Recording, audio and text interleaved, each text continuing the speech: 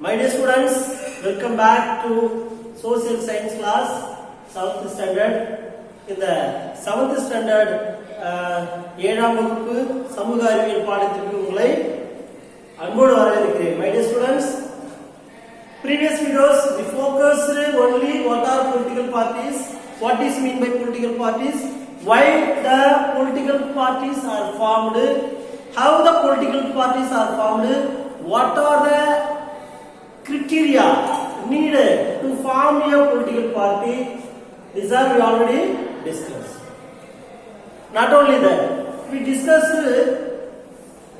majority party. What is mean by majority party? The political party whose number of candidates elected is more than the others is called majority party. எந்த ஒரு நபர் மற்ற கட்சிகளை விட அதிக வாக்குகள் அல்லது தொகுதிகளை வாங்குறாங்களோ அவங்கள நாம என்ன சொல்லுவோம்? மெஜாரிட்டி பார்ட்டி, ஆளும் கட்சி அப்படின்னு சொல்லுவோம். The majority party forms the government and runs the government. இந்த ஆளும் கட்சி அரசாங்க முறை அமைக்கும், அரசாங்கத்தை வழிநடத்தும்.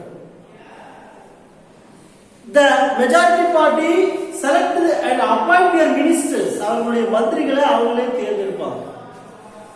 To runs the government. அரசாங்கத்தை நடத்துறதுக்கு அந்த மந்திரிகளை அவங்களே தேர்ந்தெடுப்பாங்க. The majority parties are plays important and decisive role for the making of laws. சட்டங்களை உருவாக்குறதுல முக்கியமா அவங்களுடைய ரோல் அதுதான் இருக்கு. These are already discussed. Of that continues today we are going to learn the minority party and opposition party and coalition party. Dear students, political parties, அரசியல் கட்சிகள்ல minority party சிறிய கட்சிகளை பத்தி இன்னைக்கு பார்க்கிறோம். Those with lesser number of the candidates are called the minority party. குறைந்த அளவு வாக்குகளை வாங்கக்கூடிய கட்சிகளை நாம சிறிய கட்சிகள் அப்படின்னு சொல்லுவோம். பெரிய கட்சிகள்ன்றது மெஜாரிட்டி பார்ட்டி ஆப்போசிஷன் வரும். சிறிய கட்சிகள்ன்றது குறைந்த இடங்களை வாங்கக்கூடிய கட்சிகளா இருக்குது. Those with lesser number of candidates are called minority party. சிறிய கட்சிகள் குறைந்த அளவு வாக்குகளை வாங்கும் அல்லது குறைந்த இடங்கள் குறைந்த அளவு சதவீத வாக்குகளை மட்டுமே வாங்கும். Next opposition party. Opposition party எதிர்க்கட்சிகள் அப்படின்னு சொல்லுவோம். The party which gets second largest number of seats need to the majority party. Next to the majority party in the election is called the opposition party. ஆளுங்கட்சிக்கு பிறகு majority party வந்தாங்க இல்லையா, பெரும்பான்மையான கட்சிகள். அந்த பெரும்பான்மையான கட்சிகளுக்கு பிறகு அடுத்த இடங்களை வகிக்கக்கூடியது opposition party. The party which gets second largest number of seats.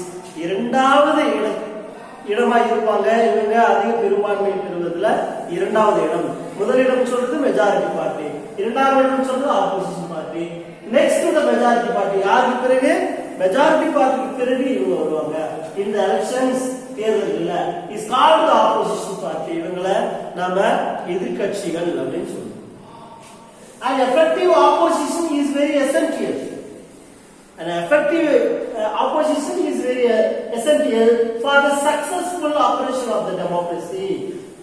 பாருங்க, effective opposition, ஒரு ஆக்டிவா இருக்கக்கூடிய எதிர்க்கட்சி ரொம்ப ரொம்ப முக்கியமான ரோலா இருக்கிறாங்க. Yes, very essential, ரொம்ப முக்கியமான இருக்காங்க for the successful operation of the democracy. மக்களாட்சியை நிர்வகிப்பதில், மக்களாட்சியை செயல்படுத்துவதில் இந்த எதிர்க்கட்சிகள் முக்கிய பங்கு வகிக்கிறாங்க. எப்படி அப்படின்னு சொன்னா, they are as important as the top ruling party. They are as important, அவங்க ரொம்ப முக்கியமான ஒரு இடத்துல இருக்கிறாங்க. as the top ruling party. இவர்கள் யாரோடு ஒப்பிட்டு பார்க்கிறோம்? எஸ், பெரும்பான்மையான கட்சிகள் வந்தாங்களே அவங்களும் ஏற்புடைய ஒண்ணுதான். Yes, they check the autocratic tendencies of the ruling party. ஆளுங்கட்சியில் இருக்கக்கூடிய autocratic tendencies அப்படின்னு சொன்னா ஒரு தனி மனிதர்களுடைய செயல்பாடு எப்படி இருக்குது, எப்படி அதிக பெரும்பான்மையை வாங்கி அவங்களுடைய ஆக்டிவிட்டிஸ் எப்படி இருக்குது, அவங்க மிஸ்யூஸ் பண்றாங்களா இல்லையா, சொசைட்டிக்கு ஏதாவது சர்வீஸ் பண்றாங்களா, ஏதாவது மோட்டிவேஷன்ஸ் பண்ணிட்டு இருக்காங்களா, அவங்க ஆக்டிவிட்டிஸ் பிஹேவியர் எப்படி போயிட்டு இருக்குது அப்படின்றத என்ன பண்ணிட்டு இருப்பாங்க, செக் பண்ணிக்கிட்டே இருப்பாங்க. They critically examine the policies and bills. அவங்க விமர்சனம் செய்வாங்க. எதை பத்தி, அவங்களுடைய கொள்கைகளை பத்தியும் அவங்களுடைய மசோதாக்களையும் இன்ட்ரோடியூஸ்டு பை தி கவர்மெண்ட், அரசாங்கத்தால அறிமுகப்படுத்தக்கூடிய அனைத்து துறைகளிலும் அவங்க என்ன பண்ணுவாங்க, விமர்சனம் பண்ணுவாங்க, எக்ஸாமைன் பண்ணுவாங்க, விமர்சிப்பாங்க. அவங்க அதை பத்தி நிறைகள் குறைகளை டிஸ்கஸ் பண்ணுவாங்க. டியர் ஸ்டூடண்ட்ஸ், நெக்ஸ்ட் மைனாரிட்டி பார்ட்டில நம்ம என்ன பார்த்தோம், சிறிய கட்சிகள those with lesser number of candidates are called the minority party. Opposition party, the party which gets settle largest number of seats next to the minority party.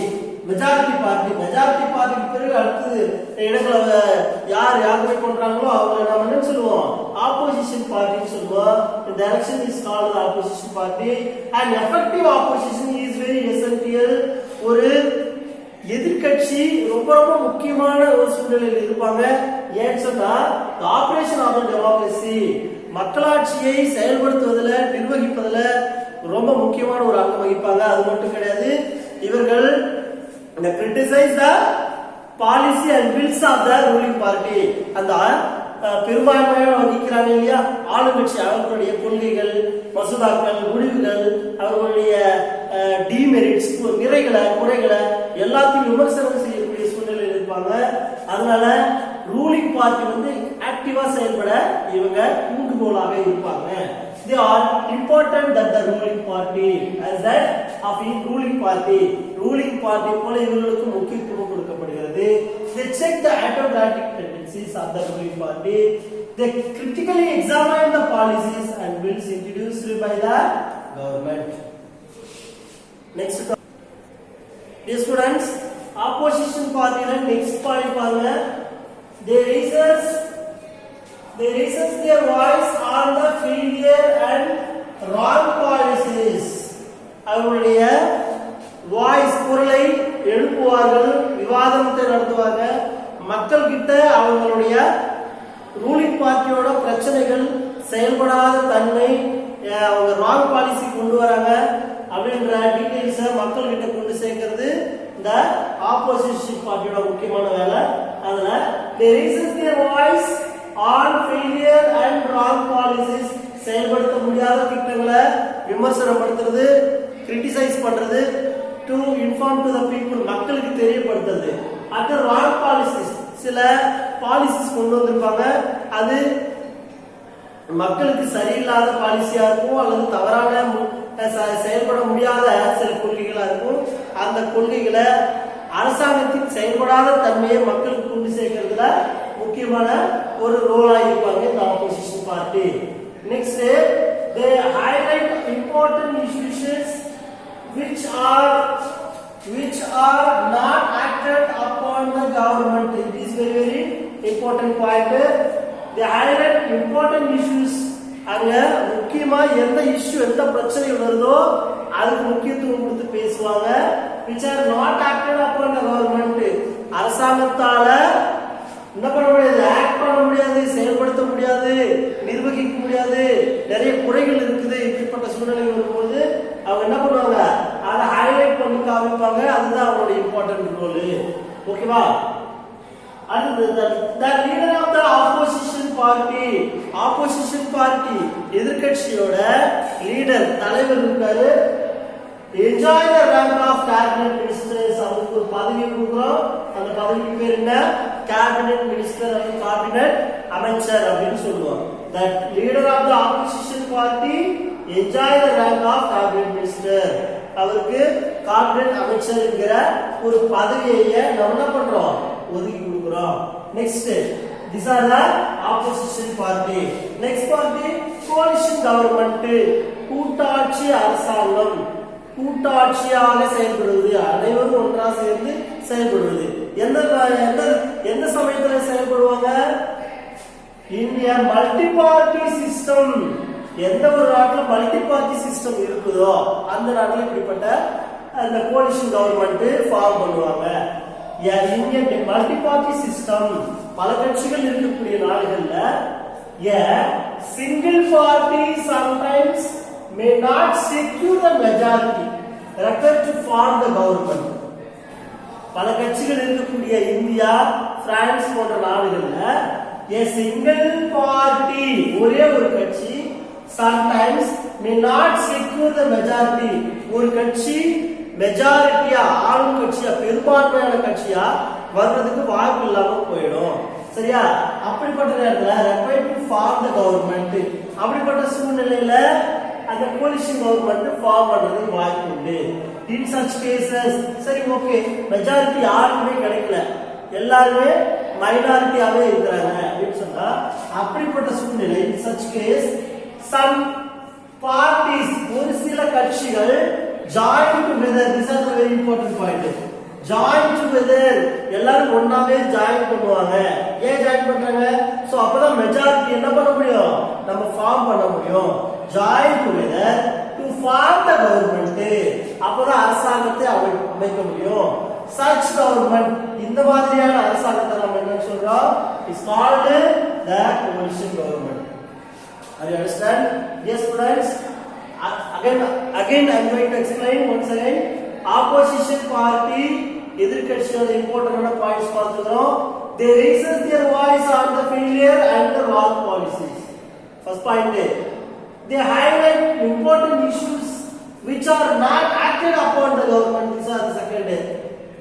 Finally, the leader of the opposition party இருக்கக்கூடிய leader enjoy the rank of cabinet minister. அவருக்கு ஒரு பதவியை கொடுக்கிறோம். அந்த பதவி பேர் என்னது?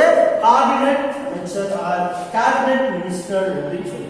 இந்த coalition government கூட்டாட்சி அரசாங்கம் அல்லது கூட்டாட்சி அரசு ஒண்ணா நிறைய minority parties join together. Many of the minority parties join together is called the coalition government.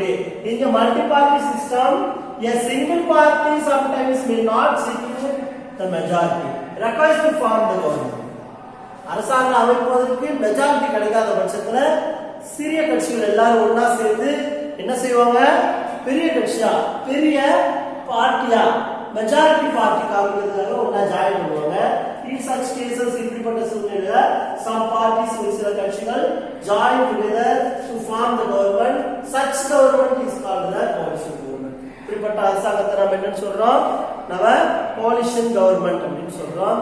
Dear students, I hope you can easily understand my classes. Thank you very much for your cooperations. We will meet in next videos. Thank you.